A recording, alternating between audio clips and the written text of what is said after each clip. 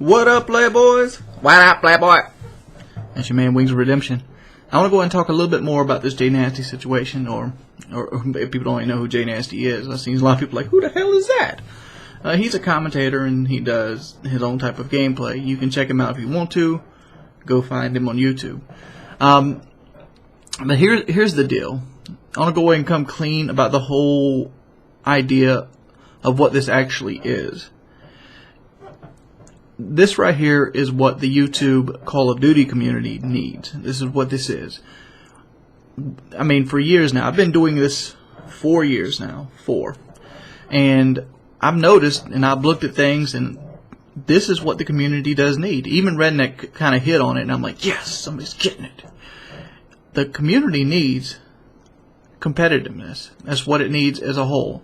Everybody sits around, gets penta Moabs. Everybody sits around, drops fucking 100 kill games. Everybody sits around and speculates what would happen if this and this happened.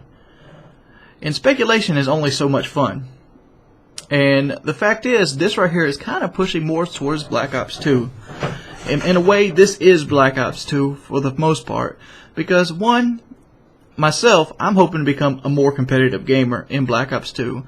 I don't want to be a pub player anymore. I don't want to basically get on a pro team, but I want to take my gaming to a new level. I don't want to care about 5 KDs in a public setting against Billy, who just bought the game for Christmas. I want to get, 2 KDs against, some of the best players in the game. That's what I want to do. What I want to do is actually learn the abilities that I've not been learning lately. And I want to basically bring a light or share into the public setting, because you know what, competitive gaming can be fun. If you think I'm lying, look at the video response. I put that video out this morning at like 8 o'clock. It's got 40 or 50,000 views already. That is enormous for my channel.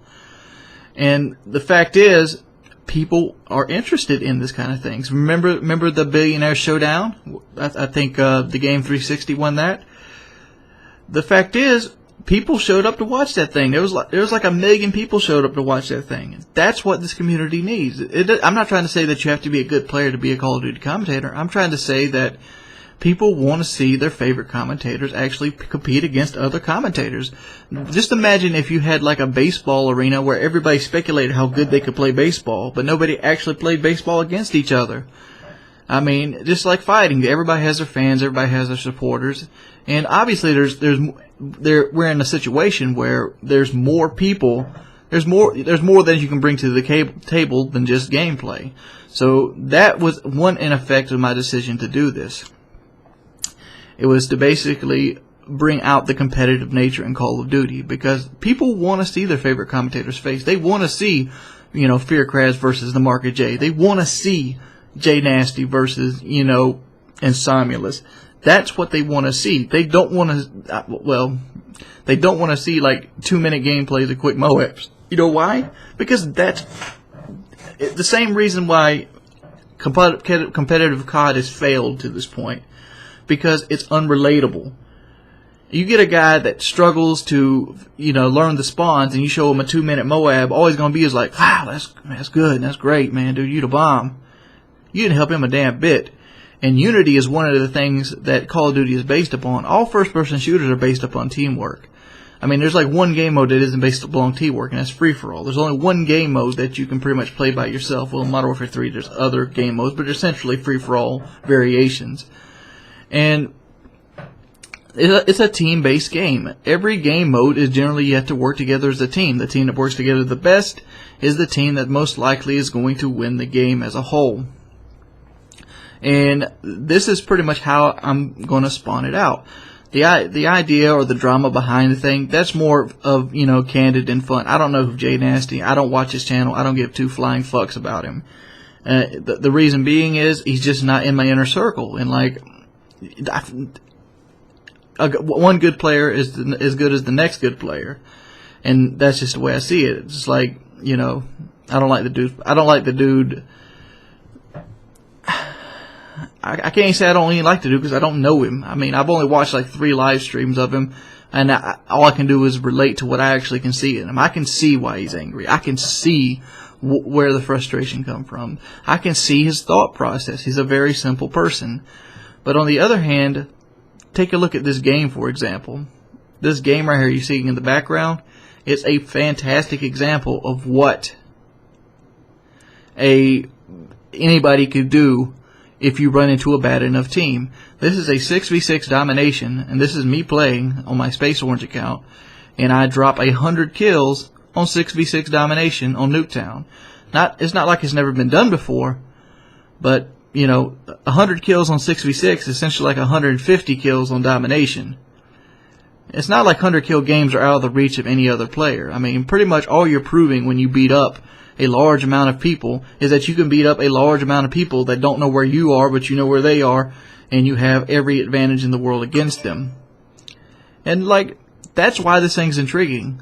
Jay Nasty generally has the advantage of everything. Just like people say he's dropped Penton, solo Moab, blah, blah, blah, fucking blah. You know what? There's guys that can make half-court shots. There's guys that, you know, kick soccer balls and they go into the goal from across the field.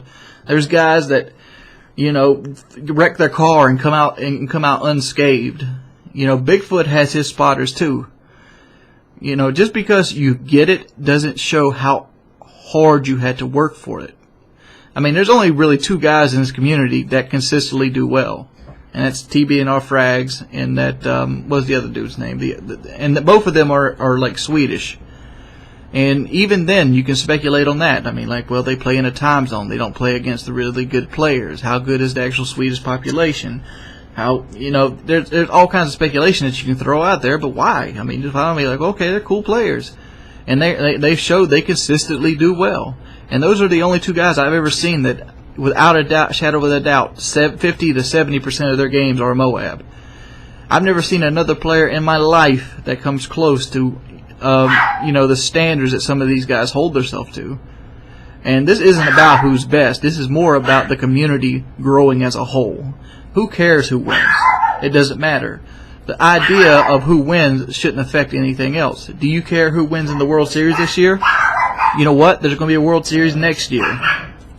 But that's just my piece on it right now. And what do you guys think? There's a damn dog barking.